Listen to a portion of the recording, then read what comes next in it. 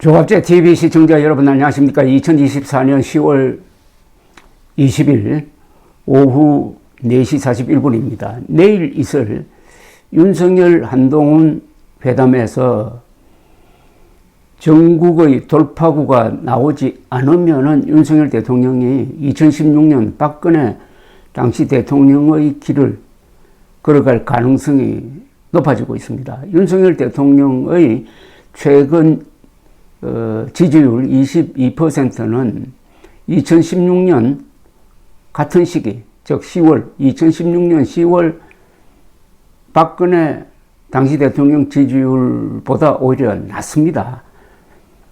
그리고 한동훈, 윤석열 두 사람의 갈등이 적전 분열 양상을 보이고 있습니다. 이런 가운데 조선일보 박정훈 논설실장은 지난 토요일 칼럼 이재명 대통령 길 깔아주기 위해서 윤석열 부부가 사실상 이재명 대표의 방패 역할을 하고 더 나아가 대통령이 되는 길을 깔아주고 있다고 분석을 했습니다. 윤석열 정권이 구체적으로 말하면 윤석열, 김건희 두 사람이 이재명 대통령이 되는 길을 깔아주기 공사를 하고 있다는 겁니다. 이 대표와 민주당은 윤 정권이 쏟아내는 자책골을 먹고 산다. 윤 대통령이 단단했다면 개인 범죄 방탄도 사법 방해 폭주도 불가능했을 것이다. 즉, 두 사람이 이재명, 윤석열 두 사람이 일종의 적대적 공생관계인데 이 적대적 공생관계의 끝은 이재명 대통령 만들기가 될지 모르겠다는 지적입니다. 박정훈 실장은 검찰의 도이치모터스 주가 조작 사건 관련 김건희 여사 불기소 결정을 비판을 합니다. 주가 조작 사건과 관련한 김 여사 측 해명 중에서 김 여사처럼 주범에게 계좌를 빌려준 손모 씨가 1심 무죄 판결을 받았다는 주장은 그 뒤 2심에서 손 씨가 유죄 선고를 받아서 무너져 버렸고 문재인 정권 검찰이 그토록 탈탈 털었어도 혐의점을 못 찾아 기소하지 못했다는 주장 또한 정권이 바뀐 뒤에도 검찰이 결론을 못 내리고 계속 끄는 바람에 근거가 약해졌다는 겁니다. 수사팀이 무혐의를 자신하지 못했다는 방정일 수 있기 때문이라고 했습니다.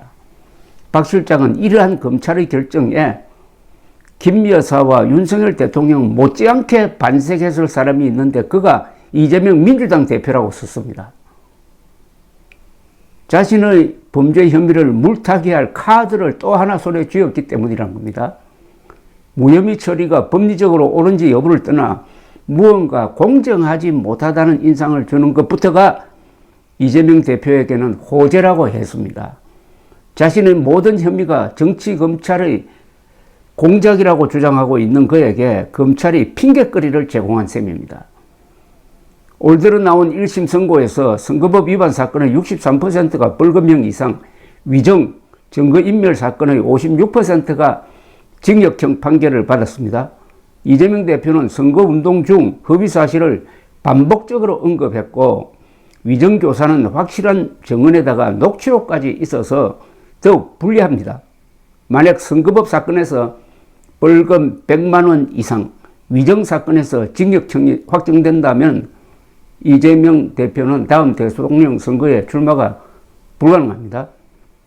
박 실장은 이런 상황에서 이재명 대표가 재판 아닌 정치로 사법 리스크를 돌파하려 한다고 분석을 합니다. 재판으론 불리할 것 같자 재판정 밖에서 싸우겠다며 거대 야당을 개인 범죄 방어에 동원하고 국회 상임위를 방탄 무대로 만들었다고 했습니다. 이 대표 1인 정당이 된 민주당은 검사들을 무더기 탄핵 소추하는가 하면은 재판부를 향해 국민적 저항 운운하는 협박까지 서슴지 않고 있습니다. 박 실장은 온갖 명분으로 포장했지만 이 대표는 결국 사법적 허들을 피하려는 정치적 술수를 부리고 있는데 대선까지 2년 반을 기다릴 수 없으니 확정 판결 나오기 전에 조기 선거로 대통령이 되겠다는 전략을 갖고 있다고 풀이를 했습니다. 놀랍게도 이런 이 대표의 전략은 먹혀들고 있는데 의회 시스템을 범죄 방탄의 난장판으로 만들었는데도 여전히 지지율은 높고 선거만 하면 이깁니다. 참, 왜 이렇습니까? 이재명 미워하는 마음보다 윤석열 미워하는 마음이 더 높다는 이야기죠. 왜 그렇게 됐느냐? 두 가지가 가장 크죠. 김건희 여사 문제, 그리고 의료 대란을 일으켜서 보수의 핵심인 의사들을 악마화한 것. 이게 총선 대패로 이어졌는데도 유턴하지 않고 계속 그 길을 가고 있는 윤석열. 결국 이재명의 가장 든든한 호위무사는 윤석열 대통령이다. 이런 취지의 이야기입니다. 법원마저 정치 압박에 주눅든 기색이 엿보인다고 했습니다. 박정훈 조선일보 논설실장은 이 대표 선거법 사건의 판사는 1년 6개월간 재판을 끌다가 돌연 사표를 내었고, 구속 적부심 담당 판사는 혐의가 소명된다면서도 정당 대표라는 이유로 영장을 기각한 점을 지적을 했습니다. 이런 상황이 계속된다면 대장동, 백현동, 대북 송금 사건은 고사하고 선거법 위정교사 사건마저 대선 전에 대법원 판결이 나온다는 보장이 없다. 그렇다면 이재명 대통령 후보가 등장하고 당선된다면은 그 뒤에 어떤 상황이 전개될 것이냐. 미국의 트럼프 재등장과 비슷한 상황이 아닐까 하는 그런 전망을 낳게 합니다. 박정훈 실장은 역설적으로 그런 이재명 대표를 도와주는 사람이 윤 정권이라고 했습니다. 주가 조작과 명품백 사건을 무혐의 처리함으로써 공정성 시비를 자초하고 정치 검찰 프레임에 명분을 주었다는 겁니다. 국정 개입, 비선 의혹이며 정치 브로커와 맺은 수상한 관계 등이 끊임없이 불거지는데도 김 여사 문제를 단속하지 않고 방치하여 공격 소재를 제공하고 있기 때문이라고도 했습니다.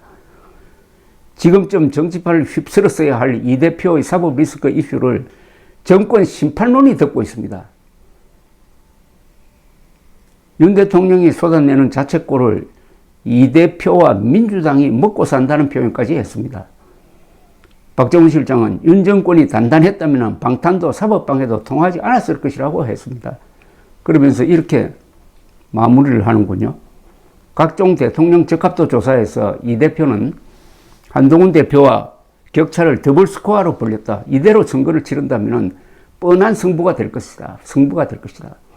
지난 대선 때 이 대표를 패배시켰던 윤 대통령이 이제는 이재명 대통령의 끼를 깔아주고 있다. 아이러니다. 윤석열 대통령이 이재명 대통령 만들기 선거 본부장쯤 된다는 이야기 아닙니까? 이런 조롱이 어디 있겠습니까?만은 이게 사실인데 어떻게 합니까? 윤석열, 김건희 부부가 결과적으로 이재명 대통령 만들기에 힘쓰고 있다는 의미인데, 박 실장은 이 칼럼에서는 김건희 문제보다 더 심각한 의료 대란은 언급하지 않았습니다. 김건희 문제와 의료 대란이 어떤 계기로 해가지고 하나로 결합되어 버리면은 대폭발의 임계점에 이르게 됩니다. 감사합니다.